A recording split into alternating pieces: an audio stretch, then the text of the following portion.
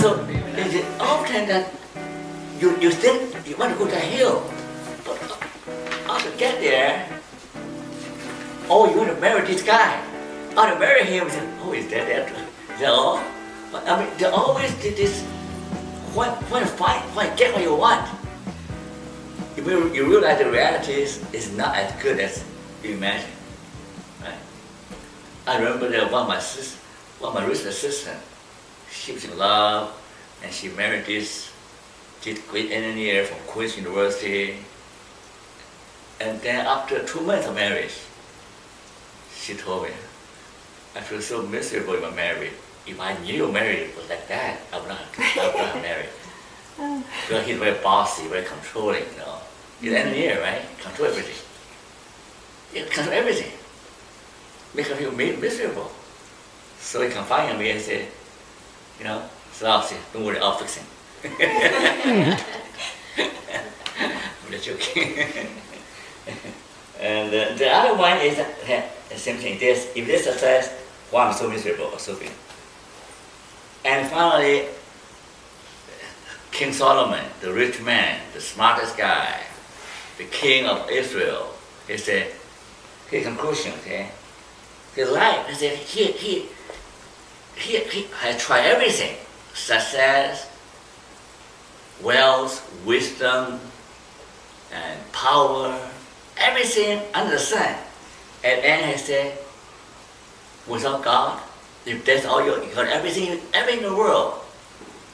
His conclusion is that vanity of vanity, all is vanity. That's the conclusion. There's something that you make in the whole wide world, you could lose your soul, right? You know, you may, at the end you might say vanity, every vanity. Okay? Now the next slide we talk about the great deception. Okay? Now, so many people are fooled. Some people shake hands with the devil, sell their soul to the devil. Okay? Now here's one lie. I will be satisfied if I am number one, right? I'll be satisfied if I only if. See, the only if. I'll be happy only if. Well, that's a lie. As long as you think only if, you'll never be happy.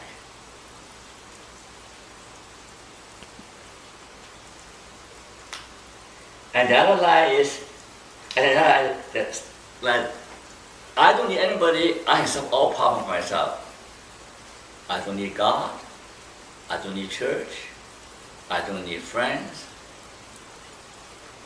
I can solve all problems for myself. That is the rugged individualism, right?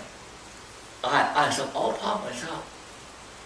But that is self-deception. No one can solve all problems. Why? The basic fact is that no one is an island. We are part of humanity. We are part of a social ecology. We are made for each other. We're wired for each other. And people without healthy relationship, without secure attachment, they cannot be healthy and happy because we're wired that way. We all need each other. That's why the meetup is so successful in everywhere, but people need people. They're not satisfied with just Facebook or Twitter to have face-to-face interaction. We not only wired for each other, we are wired for God. That's the spiritual need.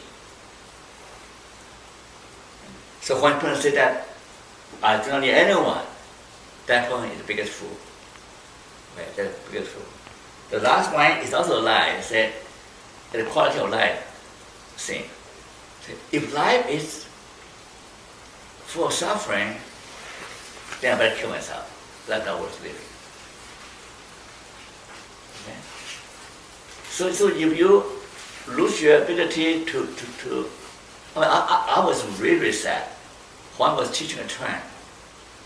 one of my students was a trapping big fellow, 6'5", healthy and strong.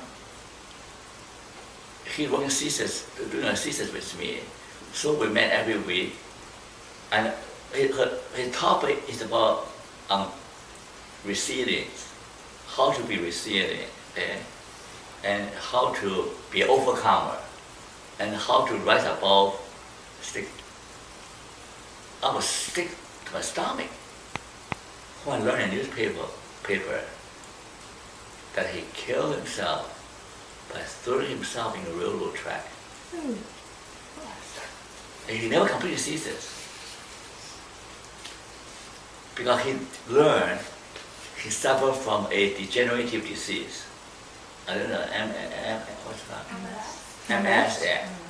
He can't see himself become degenerate, he can face, and another person, one of my PhD at ULT, the head of the computer science department, is a very distinguished looking man, very distinguished looking, very successful, very smart, and he's my professor. He too committed suicide because he lost his wife. His wife died of cancer, and he didn't know what to do with himself. So he killed himself. So he can't handle the loneliness, the pain.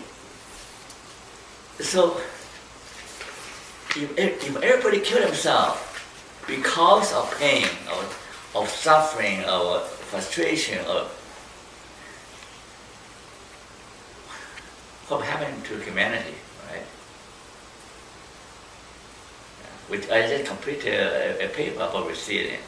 Right? See, actually, when we go through trouble, we become stronger. What doesn't kill you, we get stronger. Right? So if you always pain and suffering, I'll kill myself. That's never a solution. But the student has the sickness, right? The disease that does not recognize that he has a problem.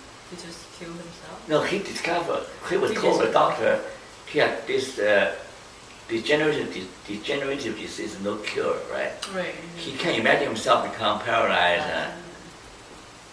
So he just threw himself. He didn't talk to me. He just killed himself. If he talk to me, we're able to discuss that there are options, there's hope, right? But I didn't have a chance to talk to him. He just killed himself. I wish I could talk to my professor too. I said, when you lose your wife, that's not the end of the world, right? That's not the end of the world. He killed himself. He's a very handsome guy, famous and good looking, successful. He loved his wife so much, he cannot live without her. So I'm just saying that, so what we learn here is that there will always be suffering in life, right? But there's a way to grow from that. There's a way of finding meaning and grow from your experience. That's right. Now here's the famous calculus of the good life, not developed by Einstein, but developed by yours truly. You have your hand out there. Page 2. In order to achieve the good life, you need to solve a series of simultaneous equations. Okay? You have to solve all these equations in order to achieve the good life. Okay. The fourth equation is A, is about who you are. You know something, you know who you are, what you have, your present circumstances.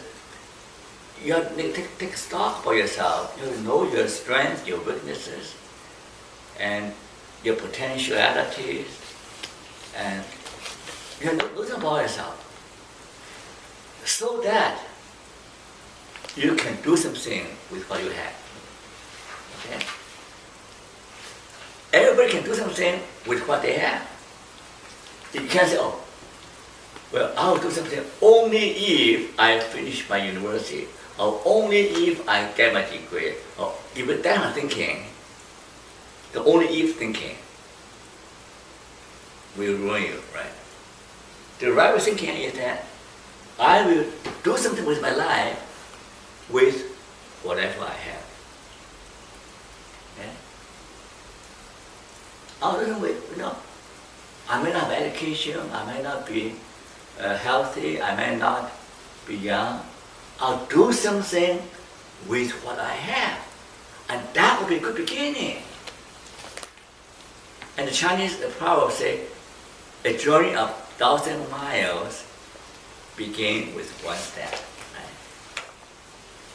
And 2 days ago, the lady made the news. She got a degree from university at the age of 81. Right? You go, girl. She's got an age now. Yeah, you go, girl. Well, For right? her, she has. Yeah, I guess. For her, she has. No, because she said, I'm old, I'm this, I'm that, but I want to do something with what's still left in my life. I want to go back to school. Before I raise children and help my husband with her business, I deprived myself the opportunity to go to school. Now is my time. Nobody can stop me. Nobody can stop me. She did what she got to do, right? That's it. Starting with where you are. It's never too late to change. It's never too late. It's never too late. You can start a second career, a third career. You can turn a new chapter. I was at a conference in Concordia. That conference is about sexual abuse in the church. Okay, most people there are experts about surviving sexual abuse or other survivors. There's one woman. That one woman, she's a professor now. Okay, I can never forget the intensity of her emotion. She said, I've never thought about being abused by my priest, by my pastor.